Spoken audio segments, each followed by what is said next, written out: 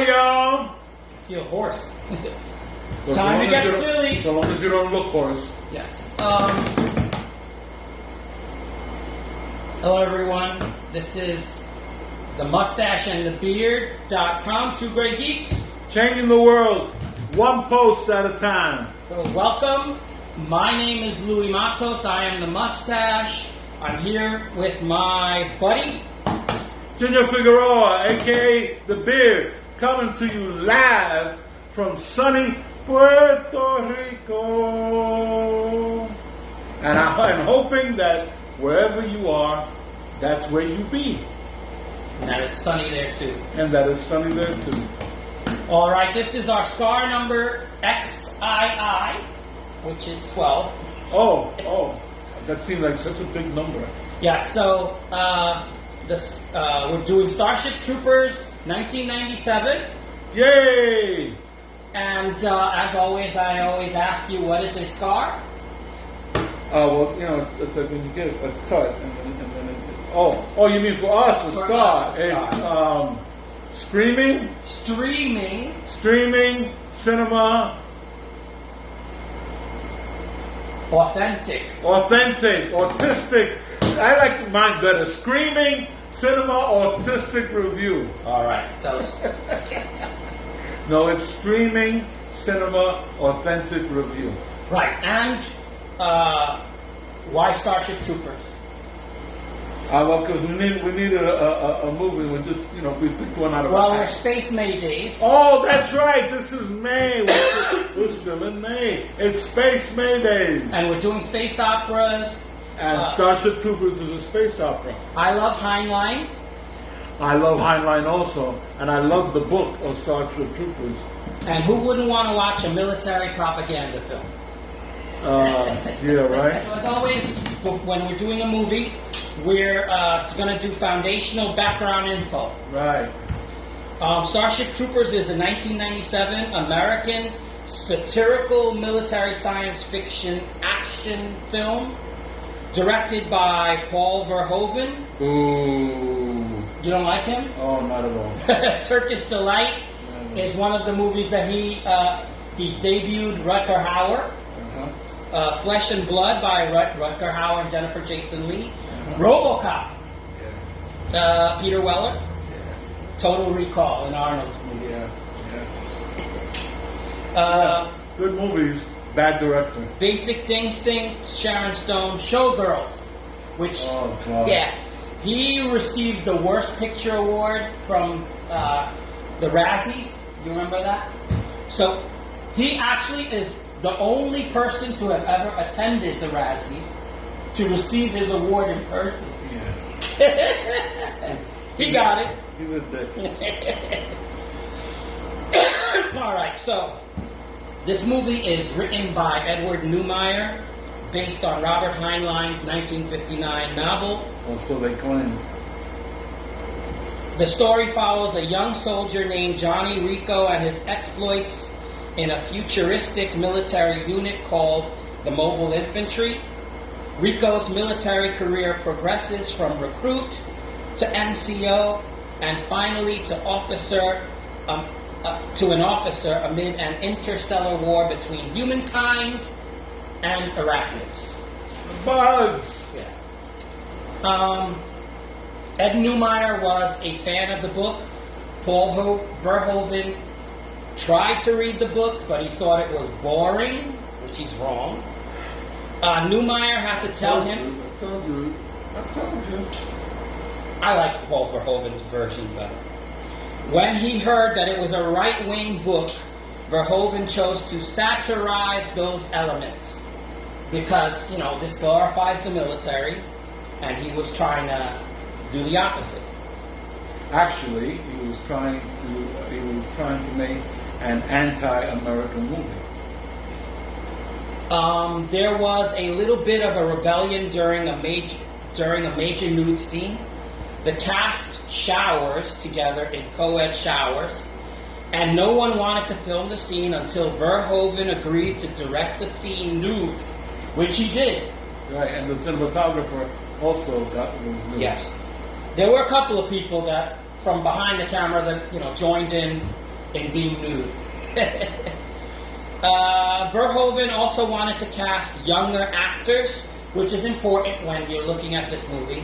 He wanted to cast 18-year-olds because he wanted to demonstrate that 18-year-olds go to war, and the studio didn't like the idea of showing explicitly these young 18-year-olds getting, killed. And naked. Yeah. So the studio felt if the actors looked too young, the battle scenes would be more objectionable. In fact, when Rico's roughnecks get reinforced, he and Jake Busey, he asks Jake Busey, were we that young? And those were the actors that Verhoeven initially wanted to use. So yeah, you get these fresh-faced kids in there. He was trying to be ironic about the youth of the military, and the actors he used are over 20 years old, each of them. Some of them in their late 20s. So very different from what he wanted. All right, now we go to the cast. Right. Let's talk about the first main actor is Casper Van Dien. Right. He's Private Johnny Rico. Well, first he's Cadet. Right. Johnny Rico. Right. So he's Cadet, Private, Corporal, Sergeant, Lieutenant. So you see him going through this, and he's the main protagonist. He's supposed to be Filipino. Well, in the book he was Filipino. Right. Well, hence the name Rico. Uh-huh. Rico. All right. So, and that's going to be a continuing problem, because then it's Dina Meyer is Private Isabel Diz Flores. Flores. She has a crush on Johnny Rico, and she's supposed to be Spanish from Spain. And then we have Denise Richards is Lieutenant Carmen Ibanez, who's supposed to be Argentinian.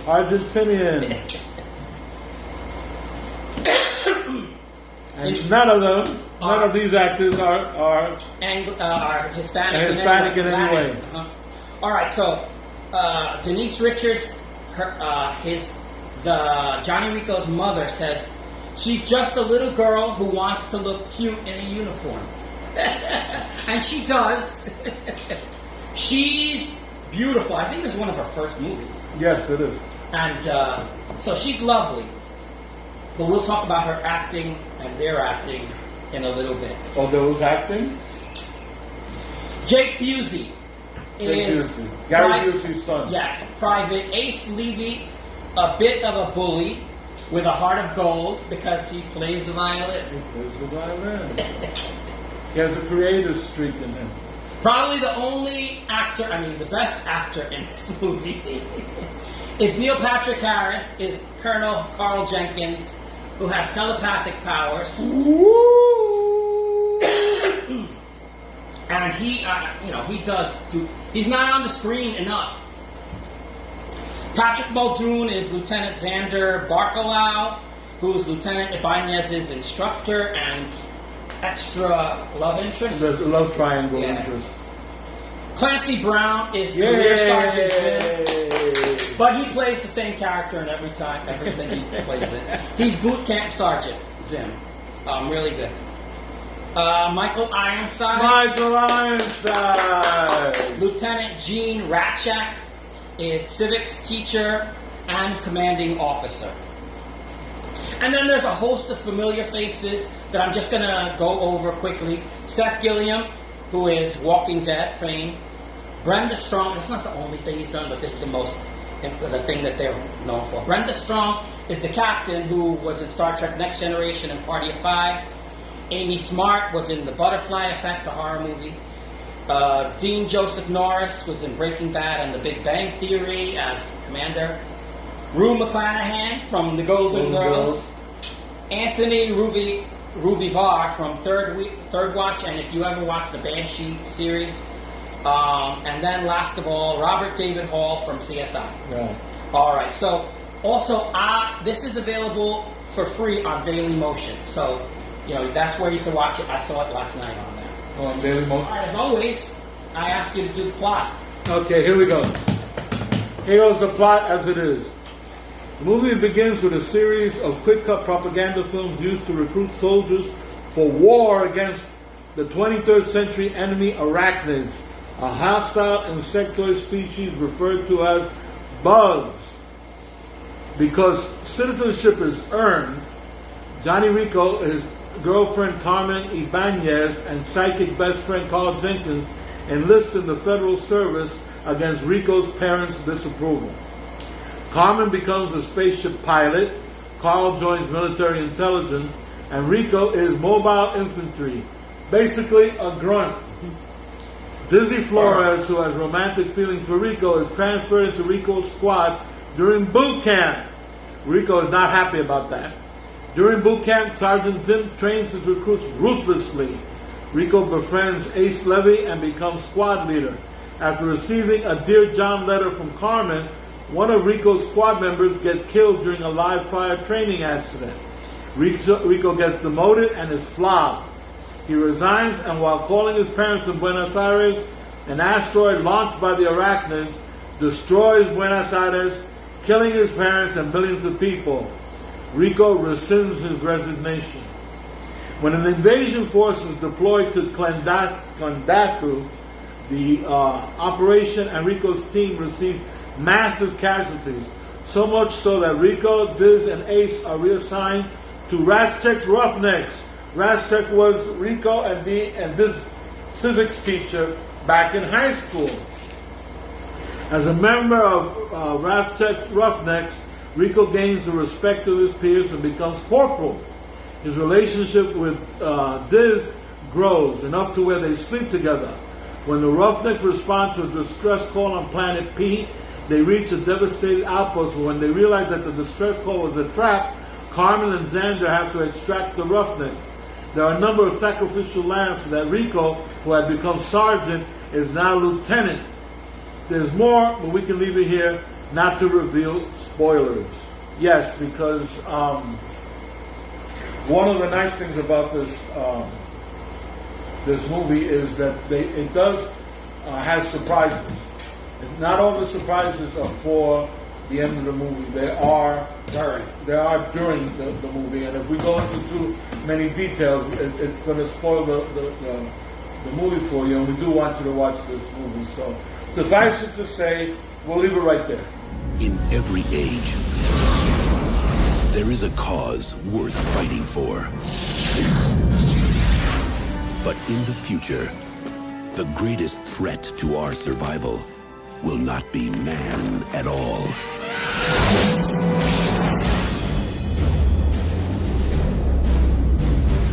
Hey, kid, what's going on? It's war! We're going to war! Now the youth of tomorrow must travel across the stars to defend our world. We are a generation commanded by fate to defend humankind. Everyone fights, no one quits. We are going in with first wave. You smash the entire area. You kill anything that has more than 2 legs. You get me? We get you, sir! But they will face an enemy more devastating than any ever imagined. Here it comes!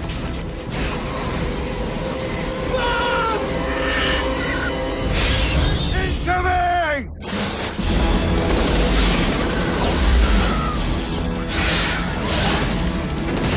Mayday, this is Roughneck 2 here. We're under attack, sir. We need retrieval now. Someone made a damn mistake.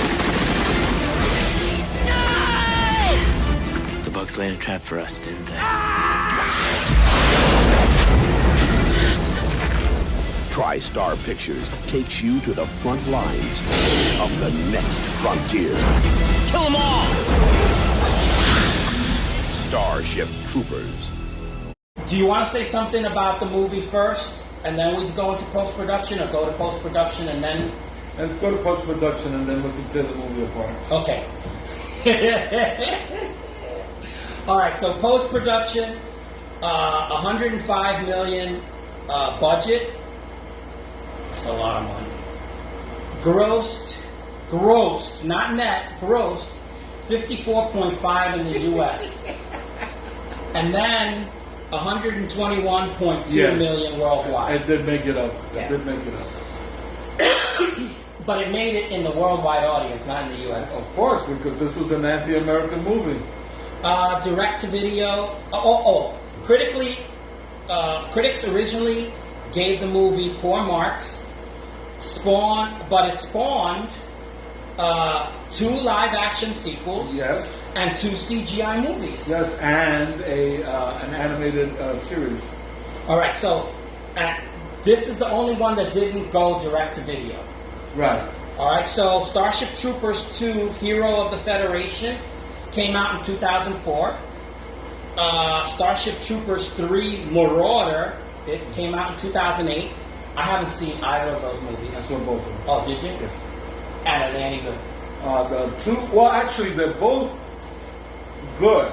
They're not as good as the original, but I think that the in my opinion, what hurt the second one is that it's not any of the cast from the original movie.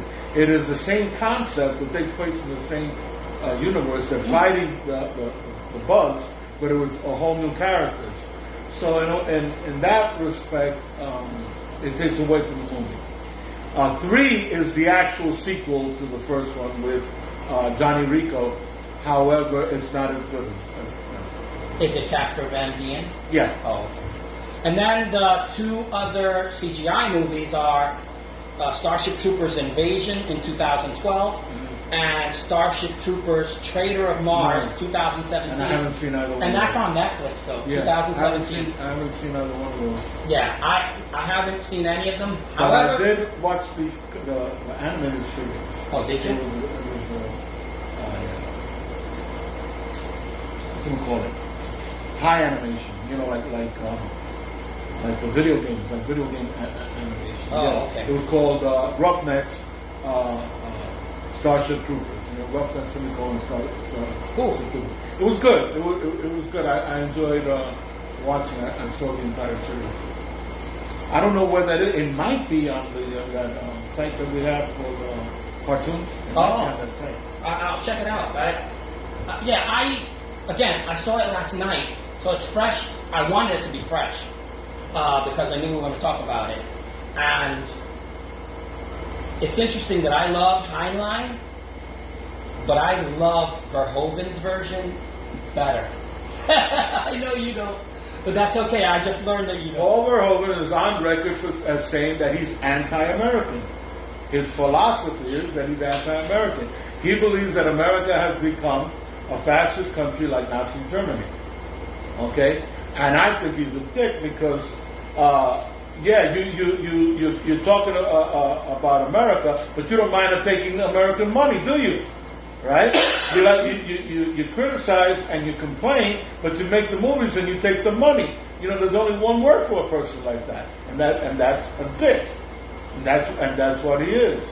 Now, as far as this movie is concerned, I like the movie. It's a great movie. It's a great action movie. It's a great space opera. But it nowhere compares to Heinlein's book. No. Heinlein's book is 1,000 times better. And everybody, nobody gets it. You know, this is a common problem with Heinlein. A lot of people don't get it because it takes intelligence, and basically the basic intelligence of Americans nowadays is so low. So the book is better. The movie is good. The book is great. That's my take on it, and that's my complaint about this. Yeah, they are not the same. Clearly, I didn't like Verhoeven's opinion of Heinlein. I disagree with him. How do you make a movie? So you say you're going to make a movie about a book and then don't read the book. Yeah. I mean that's a dick move right there. You don't read the book. Oh, I found it boring, but I'm going to make a movie out of it. Yeah, I'm gonna improve on Heinlein. Yeah. Yeah. However, Neumeier did read Heinlein, loved Heinlein, and was able to explain it to Verhoeven. And Verhoeven didn't like the message in the book, which is pro-military. It's very militaristic, the book. Well, I mean, it is about soldiers fighting a war. Right. Wouldn't any story that's about soldiers fighting a war, wouldn't that be militaristic? Yeah, but I also like the satire that was included with the vignettes in the beginning, and interspaced. If you remember, those are the propaganda films that they would put in the theater when we were young. They would put these movies, these clips that were news clips in the. Yeah, but that happens whenever we're at war. So you're saying that that's a bad thing? No, I'm saying it's a propaganda thing. Yes, and everybody knows that it's a propaganda thing. And so he's satirizing that. Heinlein's message was, this is we're focusing our mind into being at war, and even the teacher, the civics teacher, is pro-war.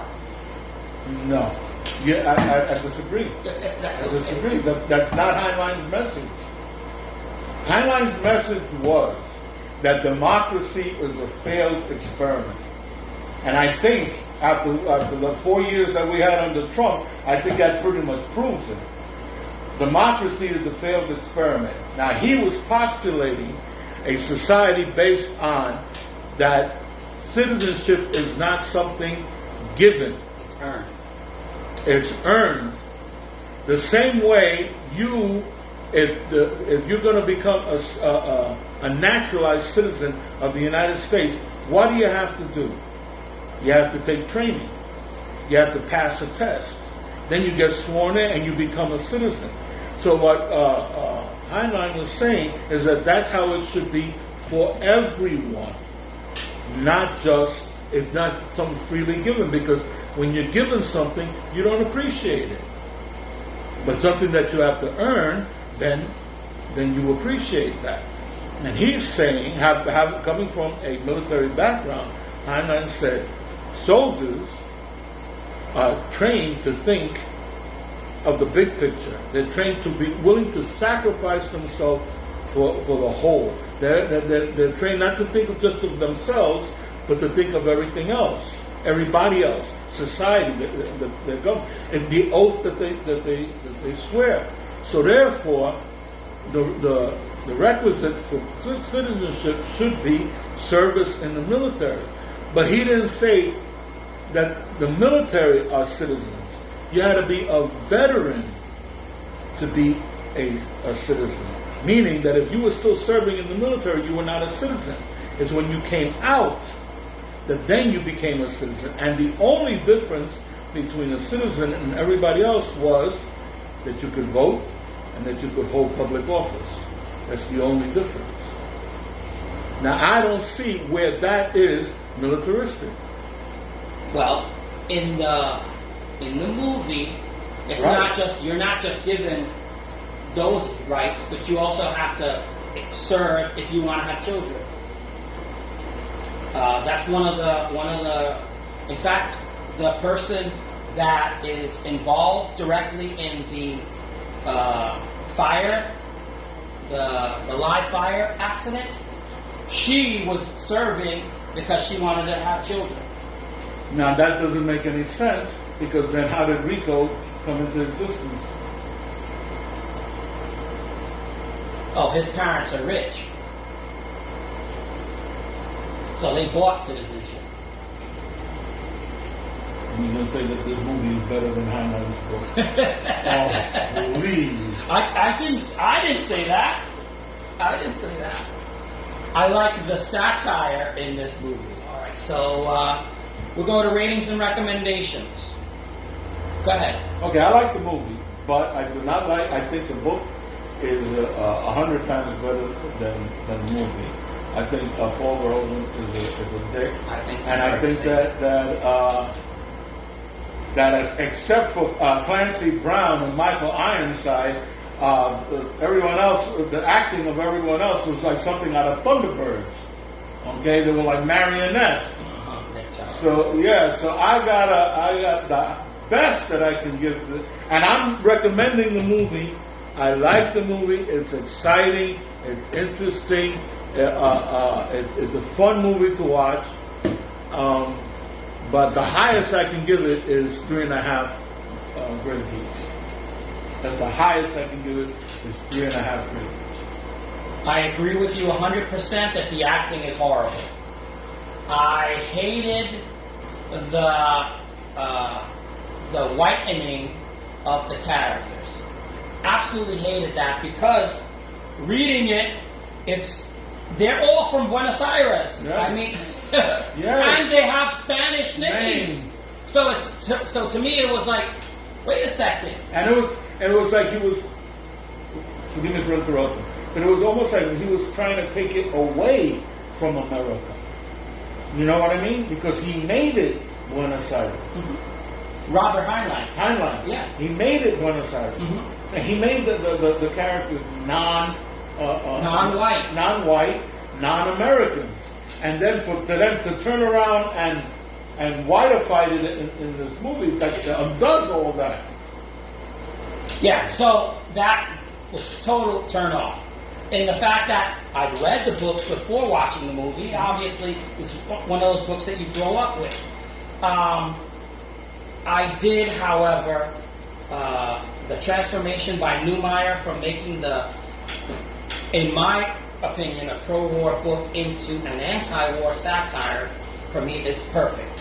Even though I disagree with Verhoeven, that the director, that it was boring, I don't think that it was boring. I love the book. It's a short book. How could you not read a 150-page book? I don't get it. Well, you need intelligence first. And I wish Hollywood would have allowed him to make the movie he was going to make with the young actors, because they couldn't have been worse actors. I mean, let it be 18-year-olds. Let us see 18-year-olds. I mean, this is a gory movie. I mean, it's disgusting in certain parts, you know? Not for me, but for, the critics were like, wow, this is really... That's one of the reasons they were turned off.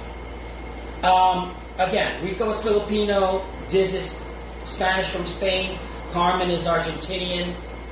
I don't understand why they changed it, other than to make it more palatable to people that are paler complected than us. No, because Paul Verhoeven was making an anti-American movie, so he put American actors in his cast. All right, so do you see do you see a British actor there? None. Do you see any actor from any other country other than America in that movie? He was making an anti-American movie. Although the story has nothing to do with America. No, it doesn't.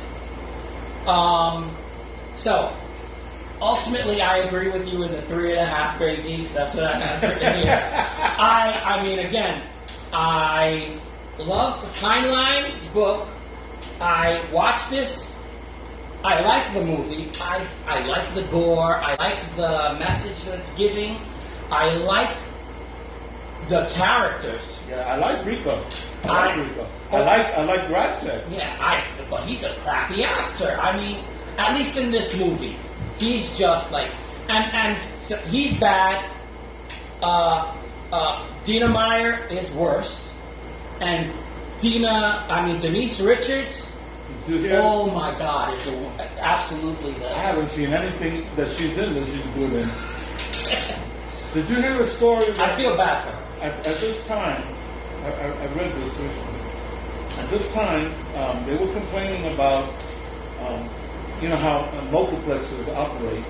That children were buying tickets to go see one movie, and instead going to see something that they shouldn't go see.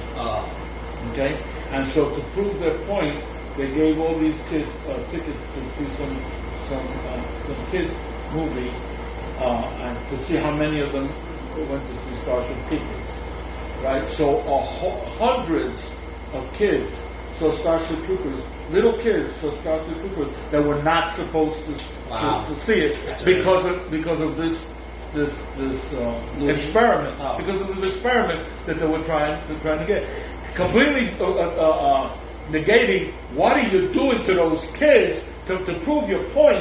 What are you doing? So what happens? Casper Van Dien is driving his daughters to school. His daughters were little, you know. He goes to pick them up. They're like, "Daddy, did you appear nude in a movie?" Twice. And they were like, and he was like, "Uh-huh. You were naked in the movie?"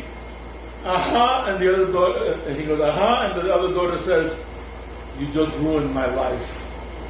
So apparently all the kids in school, that's all they were talking about. It's funny, we both give the same rating. Totally different places. From different directions.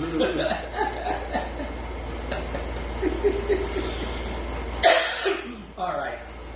Now, we've come to the end of the video, and usually when it comes to the end of the video, I ask you to give us a wise missive to end on. And because of my memory being what it is now, I have to write it down. Forgive me. My wise missive for today is simple. Respect the old when you are young. Help the weak when you are strong. Confess the fault when you are wrong. Because one day in life, you're going to be old and weak and wrong. With that having been said, we've presented this video. This is what we generally do in our Star videos. We give our review, honest reviews, and as you can see, we disagreed, but we came to the same point. And as you can see also that we don't talk about this beforehand. No, we don't plan this. You're getting this live. This is what we have done all our lives. Yes. We've talked about movies and TV shows. sometimes disagreed. All right, and if you... But I still respect your opinion. I've always respected you. Of course. You know I love you, Pookie. Yeah. Mandatory kiss on the head. I've been kissing him on the head for 35 years, people. And so, if you've liked this video, please press like. Don't forget to comment. If you are not a subscriber and have enjoyed this content, please subscribe. We ask you to subscribe. This is us. Yes. So, my name is Louis Matos. I am the Mustache. I thank you for watching. Junior Figueroa, I be the beard. We say see you later. Hasta la vista. Take it easy. And peace.